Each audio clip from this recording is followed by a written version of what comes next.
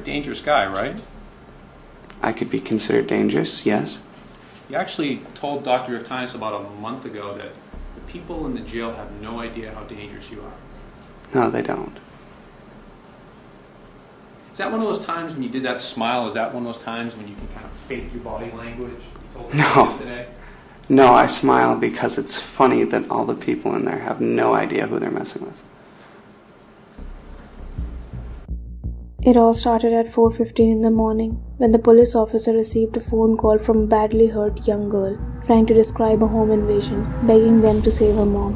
The call had come from Fort Trow Road, a secluded area in Mount Vernon. When the police approached the house, they noticed slight movement inside the kitchen. It was a young girl covered in blood. The girl, barely able to speak, all she cared about was her mommy, and her mom was laying in the bedroom who was hacked till death. I saw a young girl laying on the floor. I observed that she was completely covered in blood from her head to her toe. I observed that she had major injuries and major trauma, to include lacerations to her face, extremities, as well as I observed that part of her foot was missing. I got close to her. I told her that I was a police officer, I was there to help. She then said in a whisper while shaking that she thought her mommy was dead. I asked her how this happened, and she said that there was a guy in the house. She said that there was guys in the house, one of them had a knife and the other one had a bat, and he hit my mom. During the investigation, the police heard about some boys bragging about killing a mother and a daughter to their friends. Finding it suspicious and accurately fitting to the scenario, the police quickly focused their attentions on the group of boys, who were 19-year-old Christopher Gribble, 17-year-old Steven Spader, 18-year-old Billy Marks, and 17-year-old Quinn Glover. Especially the 19-year-old Christopher Gribble was called the mastermind behind the killing.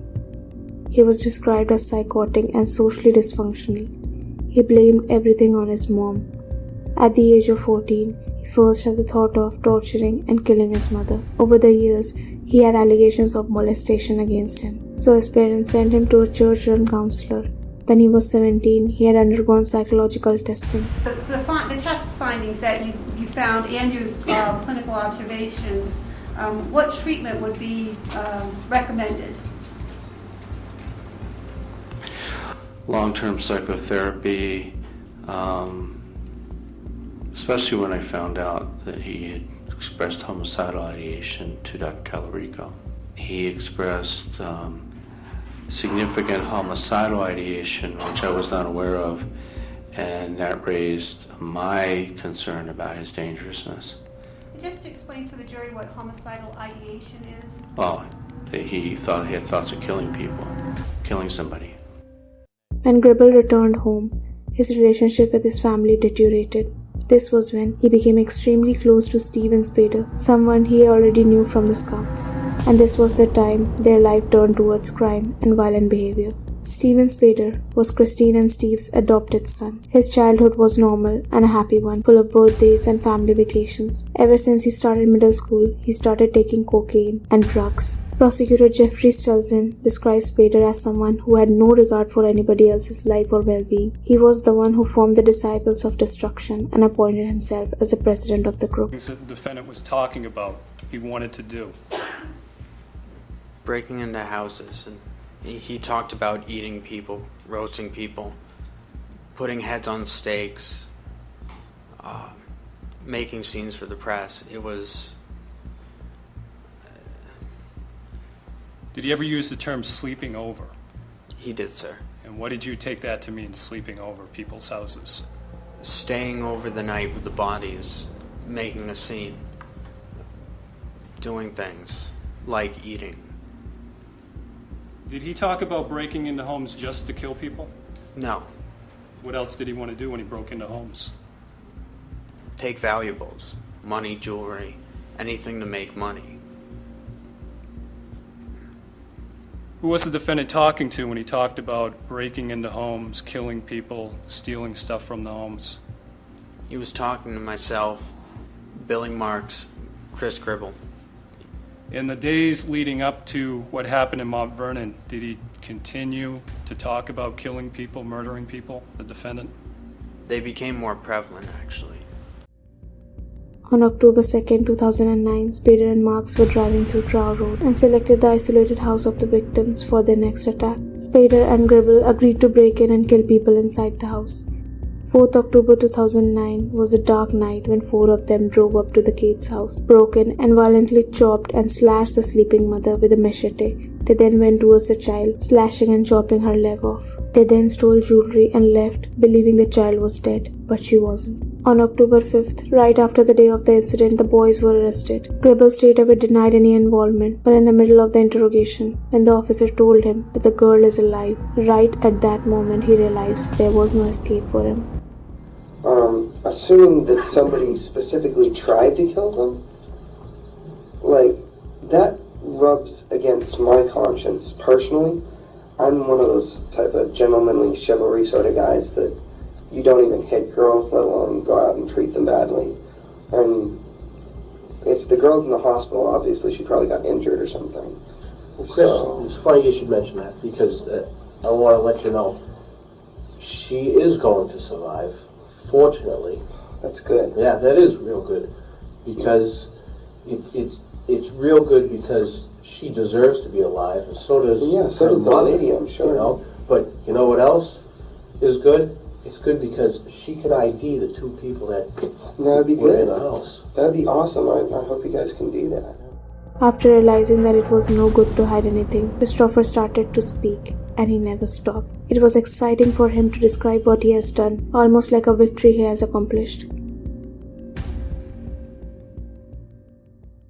Opened the door a little bit and shined it in and looked in, and he said something which, to us, I mean, Quinn and Billy seemed to agree with me, that it sounded like he said, "No one's here." And so we were like, oh, okay. And so we started talking a little bit louder, like, oh, well, this is, all this worry for nothing. And then he turned around and was like, shh, there's somebody there. And he opened the door a little bit wider. I think it was at that point that Mrs. Cates woke up. I couldn't see too well into the room. I generally have reasonable night vision, but I mean, the iPod was right there ruining my vision. I remember seeing like some form sit up on what was to me the left side of the bed. As you were facing it from the foot? Yes, as you're facing it from the hallway, it was the left. And a female voice said something like, "Jamie, is that you?" At that point, I don't remember thinking anything for a little while. It got really weird. And I'm going to have a little trouble describing it because I've never felt that way before. But Steve immediately tossed the iPod and went down on the floor and headed for the right-hand side of the bed. The next thing I knew, I was walking towards the other side of the bed. I don't remember thinking I should go over to the other side. It was just like I knew without having to consider what I should do.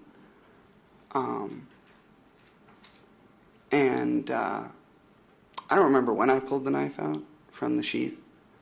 At some point it was in my hand. I don't remember when I pulled it out. I remember realizing that it was in my hand, but I don't remember pulling it out. And I went to the other side, and by the time I got to that side of the bed, I remember the girl woke up on the right-hand side of the bed. I don't remember exactly what she said. I remember the feeling that she was groggy, but that's all I really remember about it. She might have said something like mommy or something like that. And then Steve just started hacking at the bed. I don't know that he could see what he was doing, but I could tell he was whacking at the bed because I could hear it thumping against the blankets and everything. I remember someone started screaming, and at one point I heard like a and then some of the screaming stopped, and not long after that, I kind of reached in and stabbed at the form in front of me. I knew what I was stabbing at, but I can't tell you how, because I couldn't really see well. But I knew where it was. I can't explain how I even actually hit what I was stabbing at. Were you stabbing the person at the same time that Steve was hacking? Oh, he never stopped. He just kept going and going and going. It's not like he stopped in between. I just reached in. So you were doing it at the same time that he was hacking with the Yes. machete? But you were managing not to get hit with a machete as he was doing that? Yeah, looking back on that, I don't know how I pulled that off. Because obviously he was reaching far enough across the bed to hit her. I'm guessing that's the sound that I heard. The perpetrators were given punishment only due to the 11-year-old Jamie, who pretended to be dead and would watch her mother stabbed in the neck. She suffered horrific injuries. Her head and torso had been hacked and slashed with a machete 18 times. She had a broken jaw, a cracked skull, and her lungs were punctured. A portion of her foot was severed. On March 25, 2018, she appeared in the court to watch as a judge sentenced her attacker to 2 life sentences. Both Spader and Gribble were sentenced to life in prison without parole. William Marks was sentenced to 30 to 60 years, and Cohen Glover was sentenced to 20 to 40 years in prison. The husband and the father of the victims, David Cates, spoke to the court, thanking the prosecutors for their work. He addressed Gribble and called him a worthless coward for slaying a woman and attempting to kill her daughter, both of whom he said were helpless against his gutless attack.